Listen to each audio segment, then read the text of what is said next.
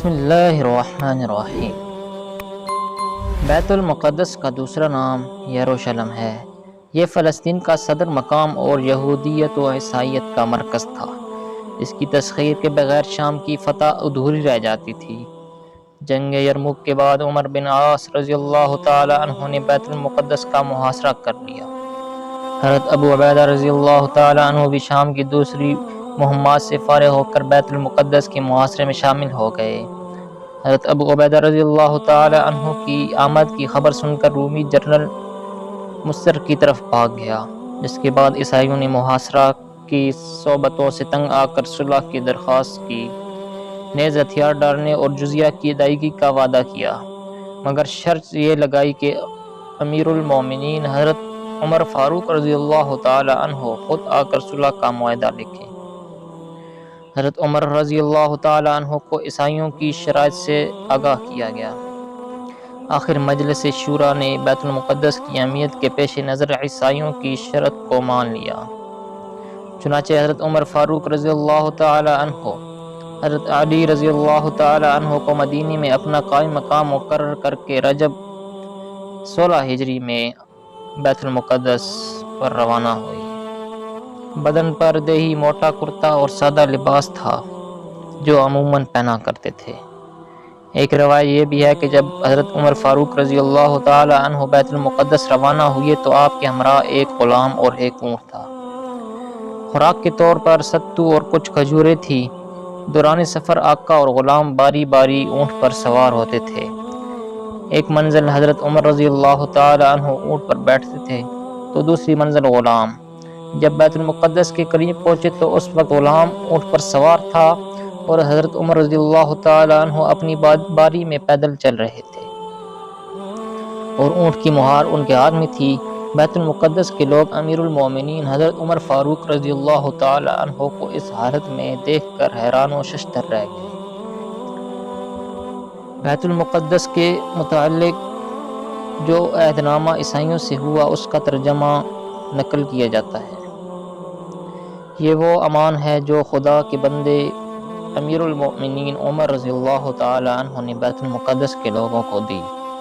یہ امان ان کی جان مال، گرجا، صلیب، تندرست بیمار اور ان کے تمام مذاہب والوں کے لیے ہے۔ نہ ان کے گرجاؤں میں سکونت کی جائے گی اور نہ وہ ڈھائے جائیں گے، نہ ان کو یا ان کے احاطے کے کوئی نقصان پہنچایا جائے گا، نہ ان کی صلیبوں اور ان کے مال میں کچھ کمی کی جائے گی۔ مذہب کے بارے میں ان پر جبر نہ کیا جائے گا، نہ ان میں سے کسی کو نقصان پہنچایا جائے گا۔ بیت المقدس میں ان کے ساتھ یہودی نہ رہ پائیں گے۔ بیت المقدس والوں پر فرض ہے کہ وہ دوسرے شہروں کی طرح جزیہ ادا کریں اور یونانیوں کو اپنے ہاں سے نکال دیں۔ ان یونانیوں میں سے جو لوگ شہر سے نکلے گا ان کی جان اور مال کی اس وقت تک حفاظت کی جائے گی جب تک وہ اپنی جائے پناہ پر نہ پہنچ جائے، اور ان میں جو بیت المقدس میں سکونت اختیار کرنا چاہتا ہے اس کے لیے بھی امن ہے۔ اس کو بیت المقدس والوں کی طرح جزیہ دینا ہوگا۔ بیت المقدس والوں میں سے جو شخص اپنی جان و مال لے کر یونانیوں کے ساتھ نکل جانا چاہتا ہے وہ بھی ان کے گرجے اور صلیب معمون تک اپنی جائے پناہ تک نہ پہنچ جائے۔ اس تحریر پر خدا، رسول صلی اللہ علیہ وسلم، خلفاء اور مسلمانوں کا ذمہ ہے، بشرطے کہ یہ لوگ مقررہ جزیہ ادا کرتے، اور اس پر خالد بن ولید رضی اللہ تعالی عنہ، عمر بن العاص رضی اللہ تعالی عنہ، عبد الرحمن بن عوف رضی اللہ تعالی عنہ اور معاویہ بن ابی سفیان رضی اللہ تعالی عنہ گواہ ہے۔ 17 ہجری میں یہ معاہدہ لکھا گیا۔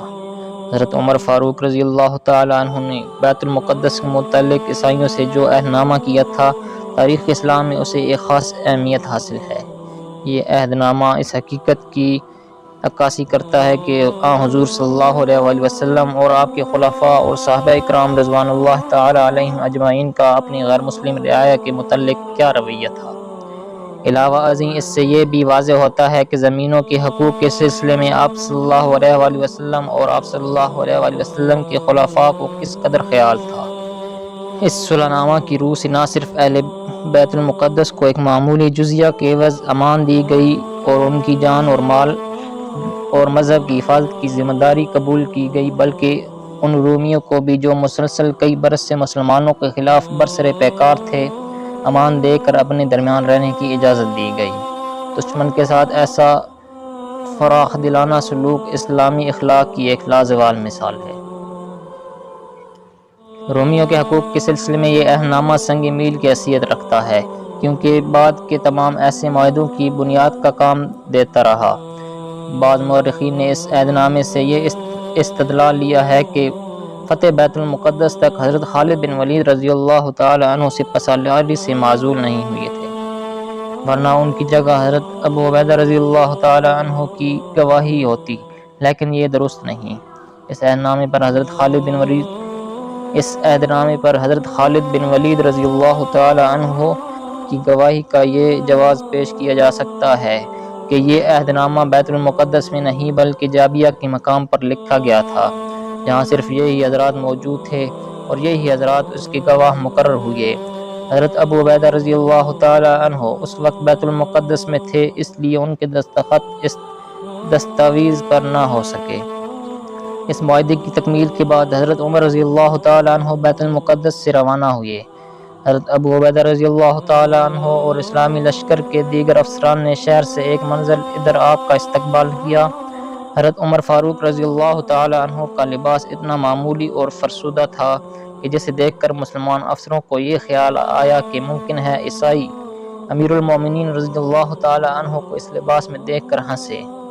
وہ آپ کے لیے ایک ترکی گھوڑا اور قیمتی لباس لائے، لیکن حضرت عمر رضی اللہ تعالی عنہ نے فرمایا، خدا نے جو عزت ہم کو دی ہے وہ اسلام کی عزت ہے اور وہی ہمارے لیے کافی ہے۔